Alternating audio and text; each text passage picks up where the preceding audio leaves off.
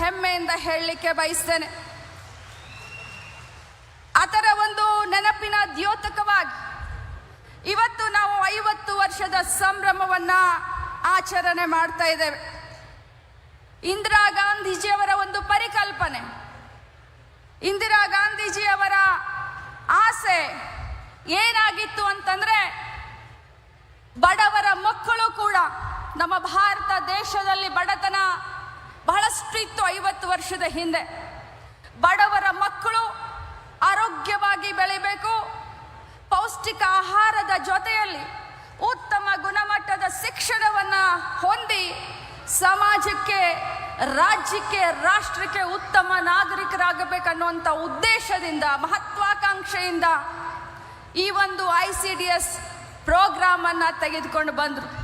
ಅದಕ್ಕೆ ಅಲ್ಲಿಂದ ಇಲ್ಲಿಯವರೆಗೆ ಸೇವೆಯನ್ನು ಸಲ್ಲಿಸಿದಂಥ ಎಲ್ಲ ನನ್ನ ಅಂಗನವಾಡಿಯ ಕಾರ್ಯಕರ್ತರು, ಸಹಾಯಕಿಯರಿಗೆ ನಾನಿವತ್ತು ಅಭಿನಂದನೆಯನ್ನು ಹೇಳಲಿಕ್ಕೆ ಬಯಸ್ತೇನೆ. ಇದು ಕೇವಲ 50 ವರ್ಷದ ಸುವರ್ಣ ಮಹೋತ್ಸವವಲ್ಲ, ಮುಂದೆ ಬರುವಂಥ 50 ವರ್ಷ ಕರ್ನಾಟಕ ರಾಜ್ಯ ಸರ್ಕಾರದಿಂದ ಕೈಗೊಳ್ಳುವಂಥ 3 ಅತ್ಯುತ್ತಮವಾದ ದೊಡ್ಡ ಯೋಜನೆಗಳ ಒಂದು ಅನುಷ್ಠಾನ, ಉದ್ಘಾಟನೆಯ ಸಮಾರಂಭ ಕೂಡ ಅಂತ ಹೇಳಲಿಕ್ಕೆ ಬಯಸ್ತೇನೆ. ಬಂಧುಗಳೇ, ದೇಶದಲ್ಲಿ, ರಾಜ್ಯದಲ್ಲಿ ಯಾವಾಗ ಕಾಂಗ್ರೆಸ್ ಪಕ್ಷದ ಸರ್ಕಾರ ಬರುತ್ತೋ, ಕಾಂಗ್ರೆಸ್ ಪಕ್ಷದ ಪ್ರಧಾನಮಂತ್ರಿಗಳು, ಕಾಂಗ್ರೆಸ್ ಪಕ್ಷದ ಮುಖ್ಯಮಂತ್ರಿಗಳು ಮಹಿಳೆಯರ ಪರವಾದ ಚಿಂತನೆ, ಮಹಿಳೆಯರಿಗಾಗಿ ಯೋಜನೆಗಳನ್ನು ಯಾವತ್ತಿದ್ರೂ ಮಾಡಿದವರು ಯಾರು ಅಂತಂದ್ರೆ ಅದು ನಮ್ಮ ಕಾಂಗ್ರೆಸ್ ಪಕ್ಷದ ಸರ್ಕಾರ ಅಂತ ಈ ಸಂದರ್ಭದಲ್ಲಿ ಬಹಳ ಹೆಮ್ಮೆಯಿಂದ ಹೇಳಲಿಕ್ಕೆ ಬಯಸ್ತೇನೆ. ಇವತ್ತು ಅಂಗನವಾಡಿ ಕಾರ್ಯಕರ್ತರಿರ್ಬೋದು, ಆಶಾ ಕಾರ್ಯಕರ್ತರಿರಬಹುದು, ಪಶು ಸಖಿಯರಿರಬಹುದು, ಕೃಷಿ ಸಖಿಯರಿರಬಹುದು, ಇವತ್ತು ಮಹಿಳೆಯರಿಗೆ ರಾಜಕಾರಣದಲ್ಲಿ ಪ್ರತಿಶತ 50% ರಿಸರ್ವೇಶನ್ ಇರಬಹುದು, ವಿಧವಾ ಪೆನ್ಷನ್ ಇರಬಹುದು, ಫುಡ್ ಸೆಕ್ಯೂರಿಟಿ ಆಕ್ಟ್ ಇರಬಹುದು, ಬಡವರ ಮಕ್ಕಳಿಗೆ ಕಲಿಕೆಯಲ್ಲಿ, ಅದರಲ್ಲೂ ನಾವು ಹೇಳ್ತೀವಲ್ಲ, ಬರೀ ಶ್ರೀಮಂತರ ಸೊತ್ತಲ್ಲ, ಕಲಿಕೆ ಬಡವರಿಗೂ ಕೂಡ ಸಲ್ಲಬೇಕು ಅನ್ನುವಂಥ ವಿಚಾರಧಾರಣೆಯನ್ನು ಯಾರಾದರೂ ಇಟ್ಕೊಂಡು ಸರ್ಕಾರವನ್ನು ನಡೆಸ್ತಾರೆ ಅಂತಂದರೆ ಅದು ಕಾಂಗ್ರೆಸ್ ಪಕ್ಷದ ಸರ್ಕಾರ ಅಂತ ಭಾಳಷ್ಟು ಹೆಮ್ಮೆಯಿಂದ ಹೇಳಲಿಕ್ಕೆ ಬಯಸ್ತೇನೆ. ಇವತ್ತು 3 ಯೋಜನೆಗಳು ಅಂತ ಹೇಳಿದೆ. ಮೊದಲನೇದಾಗಿ ಭಾಳ ಹೆಮ್ಮೆಯಿಂದ ಹೇಳೋಣ, ಅಕ್ಕ ಪಡೆ. ಈ ಅಕ್ಕ ಪಡೆಯನ್ನು ನಮ್ಮ ಗೃಹ ಇಲಾಖೆಯ ಸಹಯೋಗದೊಂದಿಗೆ, ಯಾಕಂತಂದ್ರೆ ಇವತ್ತಿನ ಕಾಲದಲ್ಲಿ ಮಹಿಳೆಯರ ಸುರಕ್ಷತೆ, ಮಹಿಳೆಯರ ಸ್ವಾವಲಂಬನೆ, ಮಹಿಳೆಯರ ಆರ್ಥಿಕ ಬದ್ಧತೆ ನಮ್ಮ ಒಂದು ಕಮಿಟ್ಮೆಂಟ್. ಅದಕ್ಕೋಸ್ಕರ ಮಹಿಳಾ ಮಕ್ಕಳ ಕಲ್ಯಾಣ ಇಲಾಖೆ ಅಕ್ಕ ಪಡೆಯನ್ನ ಇವತ್ತು ಅನುಷ್ಠಾನಗೊಳಿಸ್ತಾ ಇದೆ. ಅಕ್ಕ ಪಡೆ, ನಾನು ಬೀದರ್ ಜಿಲ್ಲೆಗೆ ಪ್ರವಾಸಕ್ಕೆ ಹೋದಂಥ ಸಂದರ್ಭದಲ್ಲಿ ಅಲ್ಲಿನ SP ಅವರು ಬಹಳಷ್ಟು ಚೆನ್ನಾಗಿ ಅಕ್ಕ ಪಡೆಯನ್ನ ಜಿಲ್ಲೆಗೆ ಮಾಡಿದ್ರು. ಅದನ್ನ ನೋಡಿ ಇಡೀ ರಾಜ್ಯದ 31 ಜಿಲ್ಲೆಗಳಲ್ಲಿ ಈ ಅಕ್ಕ ಪಡೆಯನ್ನ ನಮ್ಮ ಇಲಾಖೆ ಮತ್ತು ಗೃಹ ಇಲಾಖೆಯ ಸಹಯೋಗದೊಂದಿಗೆ ಇವತ್ತಿಂದ ನಾವು ಅದಕ್ಕೆ ಚಾಲನೆಯನ್ನ ಕೊಡ್ತಾ ಇದ್ದೀವಿ. ಇನ್ನು 2ನೇ ಕಾರ್ಯಕ್ರಮ ಗೃಹಲಕ್ಷ್ಮಿ ಸಹಕಾರ ವಿವಿಧೋದ್ದೇಶ ಸಂಘ. ಇದು ಬಹಳಷ್ಟು ದೊಡ್ಡ ಒಂದು ಸಹಕಾರಿ ಬ್ಯಾಂಕ್ ಆಗಿ ಪರಿವರ್ತನೆ ಆಗಲಿಕ್ಕೆ ಸನ್ನದ್ಧವಾಗಿದೆ. ತಮಗೆಲ್ಲರಿಗೂ ಗೊತ್ತಿದೆ, ಚುನಾವಣೆ ಪೂರ್ವ ಏನು ನಾವು 5 ಗ್ಯಾರಂಟಿಗಳಲ್ಲಿ ಅತ್ಯಂತ ಯಶಸ್ವಿಯಾದಂಥ ಗ್ಯಾರಂಟಿ ಗೃಹಲಕ್ಷ್ಮಿ. ಈ ಗೃಹಲಕ್ಷ್ಮಿ ಇಷ್ಟೊಂದು ಯಶಸ್ವಿ ಆಗಲಿಕ್ಕೆ ಕಾರಣಕರ್ತರು ಯಾರು ಅಂತಂದ್ರೆ ನನ್ನ ಅಂಗನವಾಡಿಯ ಕಾರ್ಯಕರ್ತರು, ಸಹಾಯಕಿಯರು ಅಂತ ಬಹಳ ಹೆಮ್ಮೆಯಿಂದ ಮುಖ್ಯಮಂತ್ರಿಗೆ ಹೇಳಲಿಕ್ಕೆ ನಾನು ಬಯಸ್ತೇನೆ. ಆ ಒಂದು ಊರಲ್ಲಿ, ಹಳ್ಳಿಯಲ್ಲಿ ತಾವೆಲ್ಲ ಶ್ರಮಪಟ್ಟು ಈ ಯೋಜನೆಯನ್ನ ಜಾರಿಗೆಗೊಳಿಸಲಿಕ್ಕೆ, ಜನಪ್ರಿಯ ಮಾಡಲಿಕ್ಕೆ ತಾವೆಲ್ಲ ಕೈ ಜೋಡಿಸಿದ್ರಿ. ಅದರ ಮುಂದುವರೆದಂಥ ಭಾಗ, ಒಂದು ದೊಡ್ಡ ಹೆಜ್ಜೆ ಗೃಹಲಕ್ಷ್ಮಿ ಸಹಕಾರಿ ಸಂಘ.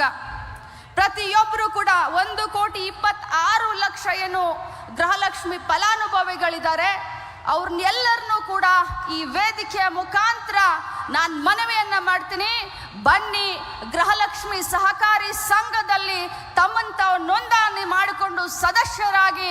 ಯಾಕಂತಂದ್ರೆ ಅವತ್ತಿನ ಕಾಲದಲ್ಲಿ ಸ್ತ್ರೀ ಶಕ್ತಿ ಸಂಘವನ್ನ ಇದೇ ಮಹಿಳಾ ಮಕ್ಕಳ ಕಲ್ಯಾಣ ಇಲಾಖೆ ಮಾಡಿತು. ಇವತ್ತಿನ ಮುಂದುವರೆದಂತ ಭಾಗ ದಾಪುಗಾಲು ಈ ಒಂದು ಗೃಹಲಕ್ಷ್ಮಿ ಸಹಕಾರಿ ಸಂಘ ಅಂತ ಹೇಳಲಿಕ್ಕೆ ಬಯಸ್ತೇನೆ. ಅದರ ಜೊತೆಯಲ್ಲಿ ಕೇಂದ್ರ ಸರ್ಕಾರ, ಕರ್ನಾಟಕ ರಾಜ್ಯ ಸರ್ಕಾರದ ನಮ್ಮ ಇಲಾಖೆಯನ್ನ ಮಾಡೆಲ್ ಆಗಿ ತೆಗೆದುಕೊಂಡಿದೆ. ಇಡೀ ಭಾರತ ದೇಶದಲ್ಲಿ ಕರ್ನಾಟಕ ಮಹಿಳಾ ಮಕ್ಕಳ ಕಲ್ಯಾಣ ಇಲಾಖೆಯ ಯೋಜನೆಗಳನ್ನ ಬೇರೆಯವರಿಗೆ ಉದಾಹರಣೆಯಾಗಿ ನಮ್ಮ ಕೇಂದ್ರ ಸಚಿವರು ಬೇರೆ ರಾಜ್ಯಗಳಿಗೆ ನಮ್ಮ ರಾಜ್ಯದ ಯೋಜನೆಗಳನ್ನು ಉದಾಹರಣೆಯಾಗಿ ಕೊಡುವಂತ ನಿದರ್ಶನಗಳನ್ನ ನಾವು ನೋಡ್ತಾ ಇದ್ದೇವೆ. ಅದರಲ್ಲಿ ಪ್ರಥಮವಾಗಿ ಮುಂಬರುವಂತ ದಿನದಲ್ಲಿ LKG UKG ಇನ್ನು ಮೇಲೆ ನಮ್ಮ ಅಂಗನವಾಡಿಗಳನ್ನ ಗೌರ್ಮೆಂಟ್ ಮಾಂಟೆಸರಿ LKG UKG ಅಂತ ಪ್ರಾಯೋಗಿಕವಾಗಿ ಇವತ್ತಿನಿಂದ 5,000 ಅಂಗನವಾಡಿಗಳಲ್ಲಿ ನಾವು ಚಾಲನೆಯನ್ನ ಕೊಡ್ತಾ ಇದ್ದೇವೆ. ಬಹಳಷ್ಟು ಕೆಲಸ ಆಗಿದೆ ಈ ಇಲಾಖೆಯಲ್ಲಿ, ಬಹಳಷ್ಟು ದೂರ ಬಂದಿದ್ದೇವೆ, ಆದರೆ ಇನ್ನೂ ಬಹು ದೂರ ನಾವು ಸಾಗಬೇಕಾಗಿದೆ. ಬಂಧುಗಳೇ, ನಾನೆಲ್ಲ ಪರಿವಾರದ ಸದಸ್ಯರಿಗೆ ಹೇಳಲಿಕ್ಕೆ ಬಯಸ್ತೇನೆ, ಸರ್ಕಾರದ ಯಾವುದೇ ಕೆಲಸ ಇರಲಿ, ಅದು ಸರ್ವೆ ಇರಲಿ, ಅದು ಇಲೆಕ್ಷನ್ ಕೆಲಸ ಇರಲಿ, ಅದು ಪಲ್ಸ್ ಪೋಲಿಯೋ ಕೆಲಸ ಇರಲಿ, ಅದು ಸರ್ಕಾರದ ಯಾವುದೇ ಕೆಲಸ ಹೇಳಿದ್ರು ಕೂಡ ಅದು ದೇವರ ಸೇವೆ ಅನ್ನೋ ಹಾಗೆ ತಾವೆಲ್ಲರೂ ಕೆಲಸವನ್ನ ಮಾಡಿದ್ದೀರಾ. ಯಾರು ಕೂಡ ಏನು ಮಾತನಾಡಲಿಲ್ಲ. ವಿಶೇಷವಾಗಿ ನಮ್ಮ ಅಂಗನವಾಡಿಯ ಎಲ್ಲ ಯೂನಿಯನ್ಗಳ ನಾಯಕರುಗಳಿಗೆ ನಾನು ಈ ಸಂದರ್ಭದಲ್ಲಿ ಅಭಿನಂದನೆಯನ್ನ ಸಲ್ಲಿಸ್ತೇನೆ. ತಾವು ಸತತವಾಗಿ ನಮ್ಮ ಅಂಗನವಾಡಿ ಕಾರ್ಯಕರ್ತರು ಸಹಾಯಕಿಯರ ಒಂದು ಹಕ್ಕಿಗಾಗಿ ಹೋರಾಟವನ್ನ ಮಾಡಿ ನಮ್ಮ ಮಧ್ಯೆ ಮತ್ತು ಅವರ ಮಧ್ಯೆ ಒಂದು ಕೊಂಡಿಯ ತರ ತಾವು ಕೆಲಸ ಮಾಡಿದ್ದೀರಾ.